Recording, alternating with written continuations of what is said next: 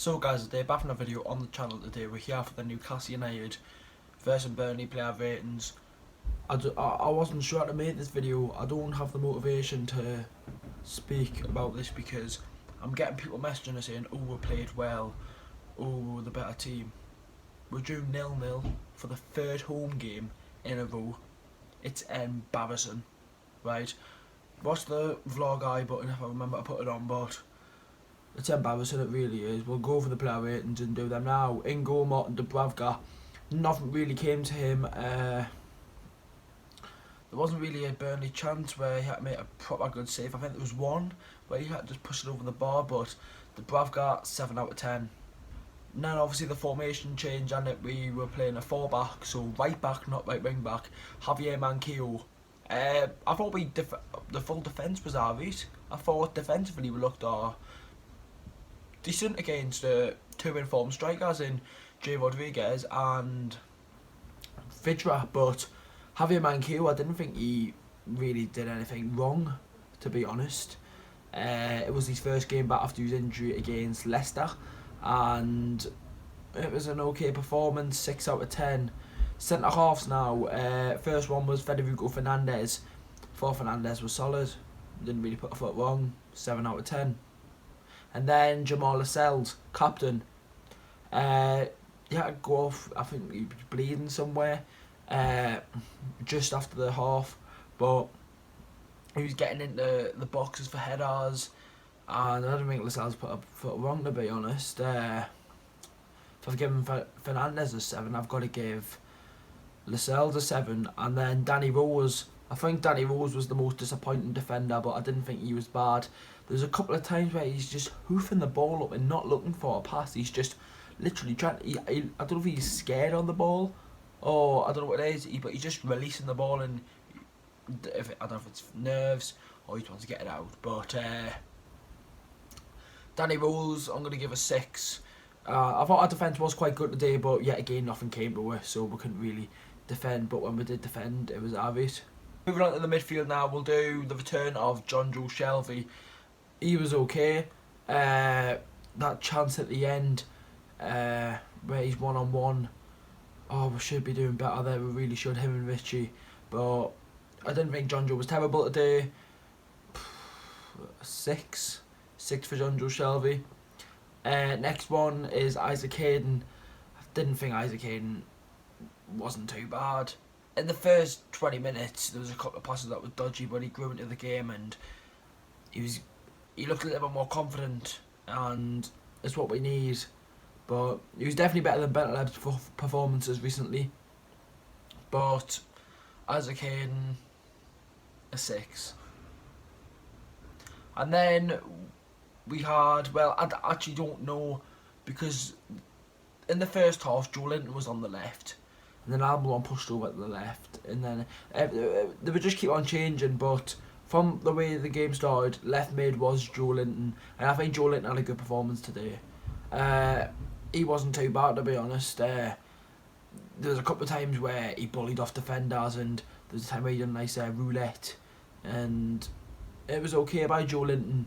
Solid 7 out of 10 for him. I didn't think he was the criticism today, and I didn't think the ball just wouldn't go in the net. There was a chance where he'd done it in the warm-up, where I watched the warm-up, he had the ball, right, and he took it on the edge of the box and it went into the right-hand side of the goal, literally the exact same during the game, and he just doesn't hit it. I don't know if it's because he got a bit scared because someone's behind him like a defender, but just hit it, lad. Just hit it. Just hit the ball. Ball goes back to the net. But no, he's still waiting for his first Premier League goal at home. Joe Linton, 7 out of 10, like I said. So it was right midfield, Matt Ritchie, and he was our worst player. 100%. Matt Ritchie wasn't great today. He really wasn't. For me, he should have been sent off. There was so many daft tackles and so many times where why did you do that? Why? He had a chance that did just go wide, to be fair to him, but there was a chance at the end of the half, and at the end of the second half, and it just literally went absolutely nowhere. And Matt Ritchie, I'm going to give a 4 out of 10 for Matt Ritchie. To the centre attacking midfield or striker or whatever you want to call it. I don't know if Rafa Steve Bruce was playing a 4-2-3-1 rather than a 4-4-2. But Almiron looked up the pitch. But next one we're doing is Almiron. His work rate today, great. We always say that. He looks better central rather on the right hand side. And this formation will suit him better, 100%. But Matt head's gone, literally. Almiron, 7. I think the 7 is deserved. And then we've got Dwight Gayle. It was a mix. Sometimes he was taking defenders on and you're thinking, oh, go on. But there's a couple of times where you think, what the fuck? Like, literally. But Dwight Gayle, he was creating chances, you could say. But all the attackers were just mixing around, like going, because there was a time where Gayle was on the left, and then Almiron was on the right, and then Julian dropped back a little bit. Everyone was just changing. But I don't know how he played on the full 90 minutes, because I think he should have been substituted off, to be honest. But Dwight Gayle, a 5, a 6, a 5. I'm going to give him a 5 out of 10, yeah, Dwight Gayle. And then Joe Linton came off for Alan St-Maximin. And I want to say something now before I do the substitutes. We are 0-0 at home to Burnley, 75th minute, and you've made 0 subs and you make 1 in the whole game. Clueless, Steve Bruce, right? And you'll get people will be watching this and thinking, what? You can't say that. We played well, or stuff like that. I didn't think we played well. I really didn't. I think the people around us thought that we didn't play well. But why are you making only just literally put Yedlin on fresh legs, right? What can it hurt by putting someone on? Sean Longstaff could have just been on, right? We could have sacrificed someone. We could have took Hayden off for Longstaff and played Longstaff more in an attacking position. Why? Why, Steve Bruce? Why only made 1 sub? Oh, I'm keeping my players for West Brom, but no, you're not, mate. Probably going to get knocked out by them, right? We'll get into the substitute now. Maximin, he came on, he was the only substitute, and he had that shot, and it was a powerful shot. But from around the 55th minute, the fans were chanting his name constantly. The fans wanted him on, and eventually Steve Bruce listened to the fans and he came on. Why is he not coming on earlier? We're drawn 0-0 at home to Burnley, and he's not bringing them on. Our best player attacking. Bloody hell, man! People go, oh, but it's not Steve Bruce's fault. Yes, it is. Yes, it is. Oh, it wasn't Steve Bruce's fault. He didn't put the ball in the back of the net. But look at the build-up to the goals, right? All of it. We didn't have a clear-cut chance. We really didn't. Maximin came on and he tried his best. Bless him, he couldn't do much more. Probably didn't start because he's keeping it for the cup. But Maximin,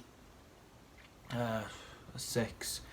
We only played 15 minutes. Should have been our sub. If I look at the bench now, right? If I look at the bench, we've got. Why have we got 4 defensive players? We've got Bentaleb as a CDM. We've got Shaw, Lejeune, and Yedlin, right? Why not put Muto on the bench, right? What can it hurt by taking Gayle off, putting Muto on, fresh legs, and it can hopefully get you a goal, right? In that stage of the game, Burnley haven't got a quick defence, right? And if Burnley did have a quick defence, if they've got a defence like, bloody Chelsea, they've got Tomori, they've got some quick defenders, right? They didn't. So what's the point? And Muto's sitting at home now, or he was at the stadium watching the match, right? Why is he not getting involved? Watch Newcastle United's training video to Burnley for the build-up for the Burnley game, and Muto had some decent finishes in that video. Why is he not on the bench, or why is he not starting? You ask me. I generally couldn't tell you, but That's the way the cookie crumbles when you've got Steve Bruce as the manager. The club is rotten. It really is.